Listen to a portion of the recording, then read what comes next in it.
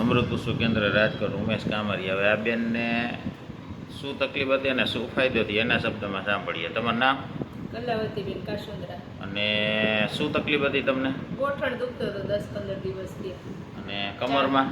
કમરમાંય દુખતું હતું. કમર તો 15-20 વર્ષથી દુખતી હતી. હા, હવે આપણે કેટલા દિવસ આવ્યા હતા એક્યુપ્રેશર માટે? 4 દિવસ.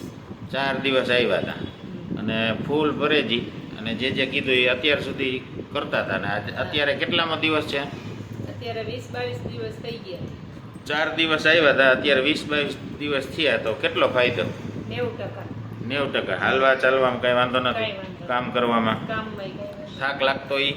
થાક દૂર થઈ ગયો. ઓલો અમૃત પુષ્પ ચાલુ કર્યું આપણે, હા. એટલે બીજાને શું કહેવા માંગો?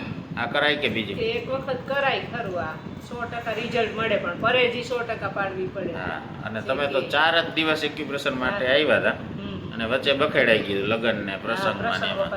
પણ જે કીધું હતું એ કન્ટિન્યુ ચાલુ રાખ્યું ને.